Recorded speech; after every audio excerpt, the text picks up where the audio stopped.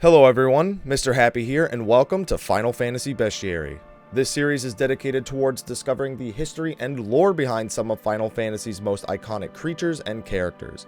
This episode, we are going back at looking at some of the jobs of the series, and this episode, we're going to be looking at a fan favorite, the Dragoon. Before delving into the history within the Final Fantasy universe, let us first look at the real-life inspirations of the job. Yes, believe it or not, there may actually be some relevance to the real world with this.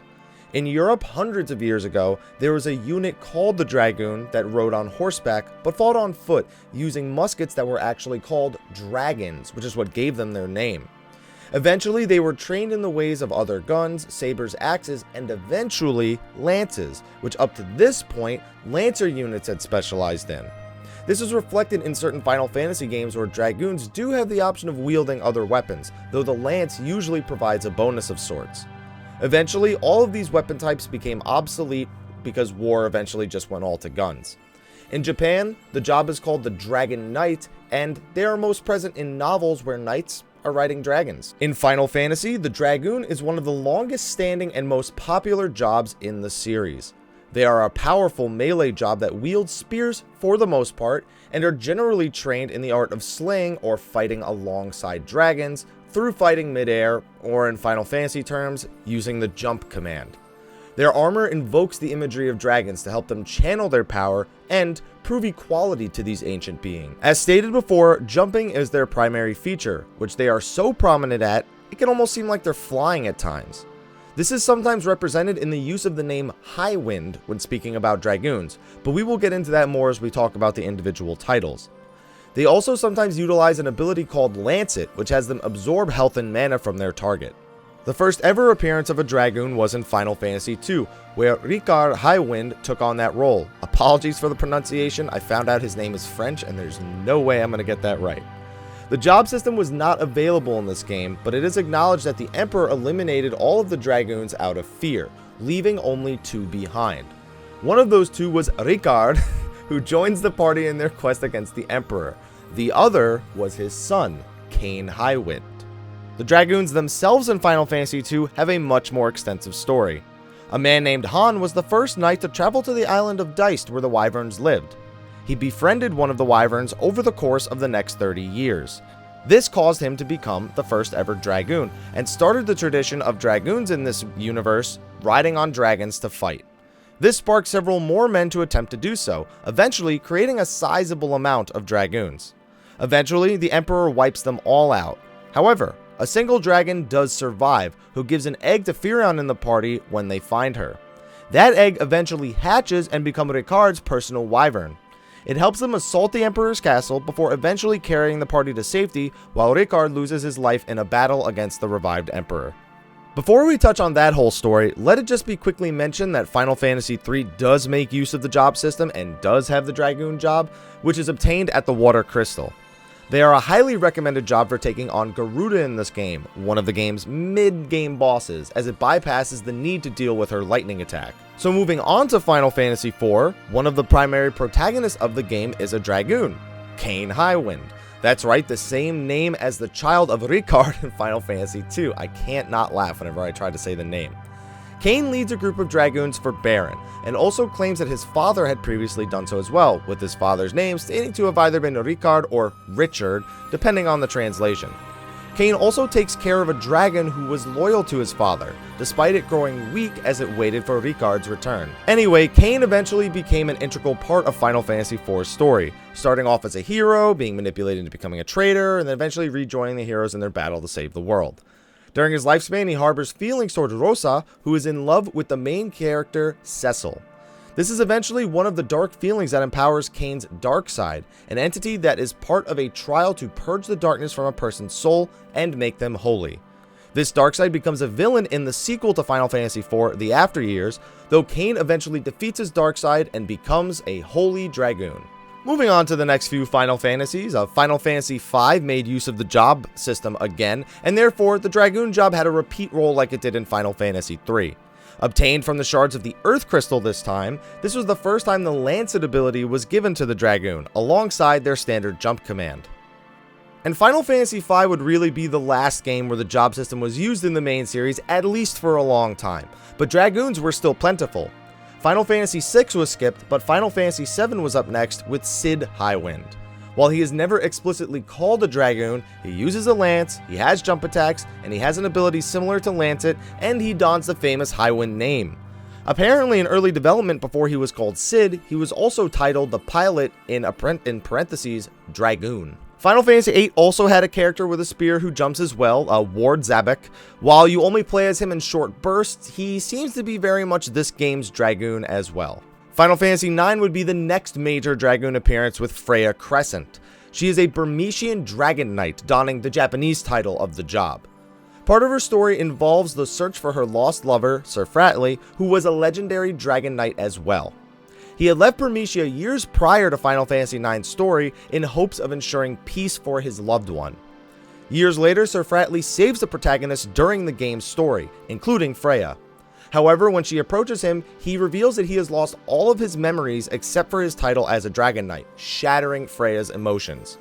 Eventually, he is seen sitting beside Freya in Burmecia near the game's end, and though he does not yet remember who she is, he returns her affection towards him. Final Fantasy X would see Kimahri fitting in the role of this game's Dragoon, though as with Cid in Final Fantasy VII, that is never explicitly stated. He is actually a combination of a Dragoon and a Blue Mage, utilizing a spear and his initial overdrive being a jump attack. But due to his job combination, he uses Lancet in a unique way, allowing him to learn blue magic along with absorbing health and MP from his opponent should they possess an ability he can learn. That's quite different because Blue Mage usually learns an ability by being hit by it, so it was a pretty cool combination. In Final Fantasy XI, the Dragoon is one of many jobs available in the game. It was one of the first advanced jobs that could be learned after the game's launch, making an appearance in the initial North American release of Final Fantasy XI. Through the questline, The Holy Crest, you are tasked with protecting a wyvern egg from several dragon slayers, eventually causing you to slay a man who had become a dragon himself. At the end of it all, the wyvern that hatches from the egg becomes your loyal companion and fights alongside you, thus unlocking the Dragoon job.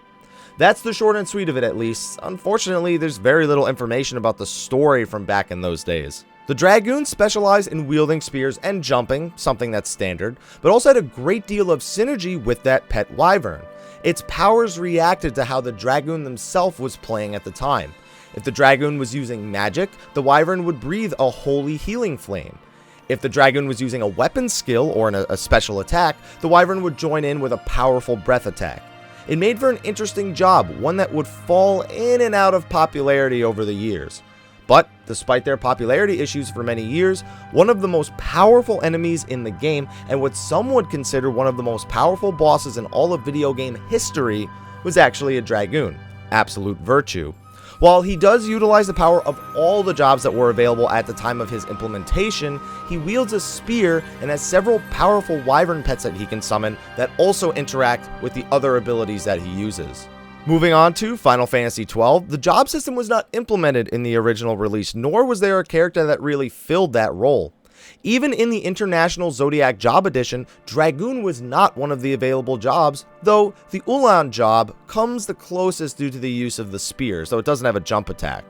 In Revenant Wings, there were some Dragon Knight enemies in a certain part of the game, but the only real Dragoon in all of Final Fantasy XII was a character named Liud, who wielded a spear, had jump and lancet, standard to the Dragoon moveset.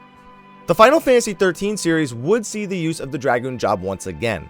In the first title in the Final Fantasy XIII series, the protagonist, Fang, acts as the game's Dragoon. She has spears, she has a special ability called Highwind, which acts as a jump attack, and she even summons Bahamut as her personal Eidolon. In Lightning Returns, while Fang is present in the game, Lightning can also don the Dragoon garb, giving her access to the Lancet ability and causing her to dress up as a Dragoon. Final Fantasy XIV is up next and has extremely extensive lore on the Dragoon, one of the 10, or soon to be 13, available jobs in the game. Now, I've already made a handful of videos regarding this, including last week's episode on Nidhogg, who is integral to the Dragoon lore of this game. To put it all together, Dragoons are the special knights of Ishgard, a city-state at war with Nidhogg and the Dravanian Horde. 1,000 years ago, a Dragoon by the name of Haldrath claimed the beast's eye, and since then, the eye has been used by individuals to fight back against the dragons, with its chosen one being called the Azure Dragoon. In the present, the current Azure Dragoon, Estinian Wyrmblood, seeks vengeance for the destruction of his homeland as a child and the murder of his parents. He harbors this hatred both against Nidhogg, the dragon who was responsible, and his old master who fled the town, only saving Estinian in the process. After failing to take on the player, who at this point had also been deemed to be an Azure Dragoon, he falls under Nidhogg's influence for a brief period, before the player, using Haldrat's essence, knocks him out of it. Estinian and the Dragoon job will play a prominent role in Final Fantasy XIV's first expansion, Heavensward. If you'd like to learn more about that, you can click the annotation in the top left. That'll take you to the story about Estinian Wyrmblood. And finally, I want to make a brief mention of a character who we know nothing about yet. In several of the much older trailers for Final Fantasy XV, back when it was Dawn vs. 13, a female Dragoon antagonist is shown challenging Noctis and his party on a military airship. She can jump super far distances and uses a mechanical lance. It is said that there are more characters that use special weaponry like this to mimic classic Final Fantasy jobs, so she may just be the first of many harboring a familiar appearance in the game. That is, if they are even still part of the story when it finally launches. It is also worth mentioning that in the demo of Final Fantasy XV, one of Noctis's 5 weapons is a lance that grants him the ability to use Dragoon Jump. Now, of course, the job has made appearances in a fair share of other Final Fantasy titles, but, well, we'll be here all day if I try to talk about all those.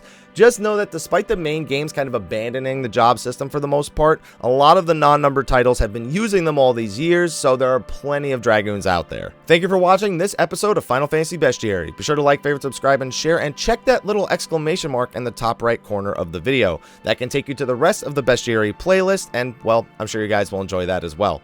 But anyway, thank you for watching. I'll see you guys next time, and until then, take care.